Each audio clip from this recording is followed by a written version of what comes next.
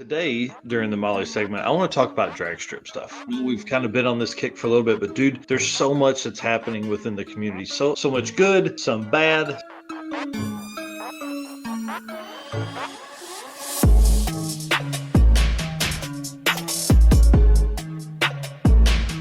Hey, guys, welcome to the Drag Drive Repeat News presented by Summit Racing, some things like that. But one of the craziest stories is Onondaga Dragway, dude.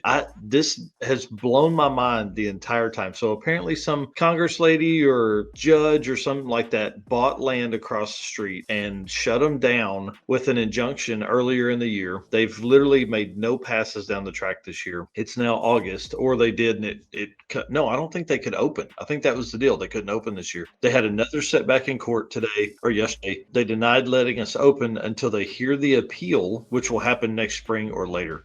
Bro, like, what do you do as a small business? I mean, this track's been there 50 something years, man. Like, this isn't some she bought 20 years ago and this track was built after that. This is like the track was there and she bought and has now shut them down. So, can they open the track and not race? Can they not make passes? Can they host cars and coffees, raise some money? Let's help those guys out, man. That's horrible. It's got to be something. The struggle is, I don't know if they could even, I don't know if they can promote it. How do you secretly promote that to then people show up? Because people are going to be idiots when they leave, because this is a horrible situation. Because they can't get any kind of leeway at all. And it's always 2 or 3 months from now till they can get some date. And then they, like this appeal, or they send another continuance or whatever. I mean, this is one of the craziest stories in drag and drive. So we need SEMA out here. We need the PRI team. We need people working on this to help with this, because they've got it figured. The politician that's doing this has it figured out for sure. They're either in the pockets of somebody else, or they just, again, we're drag racers. We want to watch two cars go side by side. We're not politicians. We don't read every line of the law and figure out how to get around it. But maybe it's time for somebody that does do that is also a drag racer to step in and help. This is literally taking money out of pocket of those guys. They're not going to get that money back. Nobody's going to be like, oh, if they reopen, they're not going to be like, oh, well, here's money for the year that you've been shut down. They're out of that money, period. Yeah, they can't go from $10 entry to 20 to make up for the year they lost, because then people will bitch because they went up. Yeah, Jeff here sounds like they're trying to starve them out. Exactly. Yeah, which is exactly what's going to happen. I'm sure that's their plan. The funny thing is, though, we're kind of all a bunch of dumbasses, and we're like, okay, we'll fight you. Hang on. So You guys got to go follow Onondaga Dragway. It's here on the screen. This is Woody Sloan. He's the owner of this track. You just got to go over there, and it's crazy. It's absolutely crazy, the level of petty that's there. Yeah. So attention, high performance enthusiasts and racers, meet the Mahle Motorsports Power Pack Kit, your ultimate solution for power packed performance. The Power Pack pistons are either made from 4032 aluminum alloy to allow for tighter cylinder to wall clearances and improved temperature stability, or the 2618 alloy to allow for increased detonation resistance. So what sets Mahle apart? It's their forged pistons, graphol coating, and the phosphate treatment for peak performance and durability. Elevate your ride with Mahle Motorsports, where performance meets precision. Visit MahleMotorsports.com for more details. And for all of you podcast listeners, Mahle is spelled Mahle.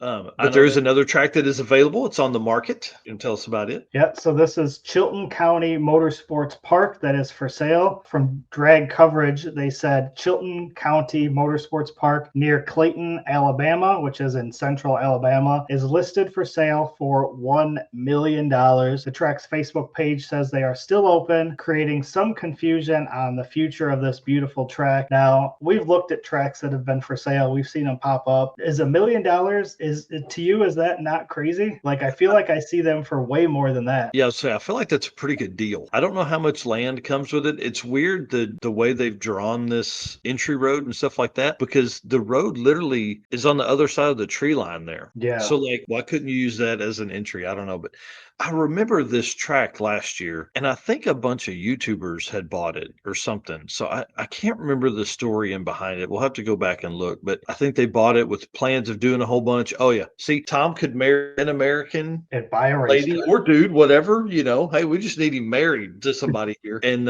could run this. So if you're a sugar daddy or mama and you want UK Tom to be US Tom and run a drag strip, this is the opportunity right here. Weekly dragon drives around this place. Right. Kind of interesting there for that. I hope they find somebody. Hopefully this isn't something that just goes away as well. I think what happens a lot of times is people realize how much work truly goes into it. This isn't a fun place. This is it's a business. He said Yeah. test and tune every night. Yeah, every hour, bro. It's open. Come on, pour your own puddle. Let's go. Darlington Dragway, bro. This is another big deal. John Dock, Nasty Racing, has bought Darlington Dragway.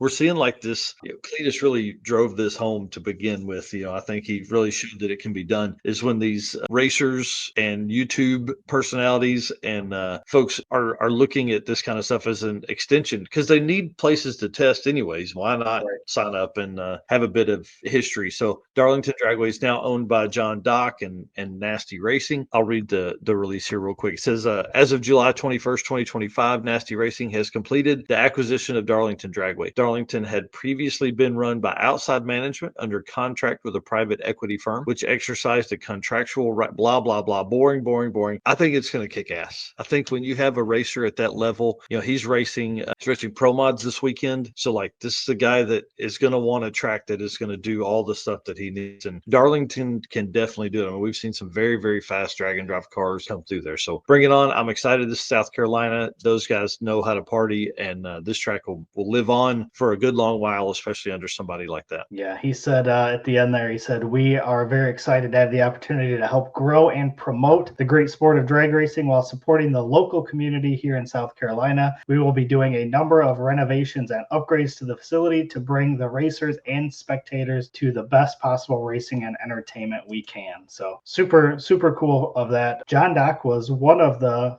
first YouTube channels I started watching way back in the day, just because back then he was really, I would say, mostly LS stuff back then. So it used to be LS Nasty, and then they switched to Nasty Racing. But again, super cool for those guys out there. I know they're gonna do a lot of good stuff with that. Yep. Yeah, I'm excited. And then how about this last one, dude? Yeah, speaking of YouTube personalities or however, Kai Kelly of Street Outlaws, No Prep Kings, all that stuff, buys a dirt track. This is going to be interesting. Yeah, said he spent a ton of time out there as a kid, so this ought to be pretty fun. And when you look at the land that's usually associated with it, any kind of racetrack, dirt track, drag strip, whatever, it really works well because there's generally a bunch of land you could put a shop on. Yes. So I think that's probably maybe the long-term plan here is, have a headquarters that they could go out and, have their shop, have their builds, all that kind of stuff there. And then this also gives them and hopefully some income. Yeah. That would be the goal is to,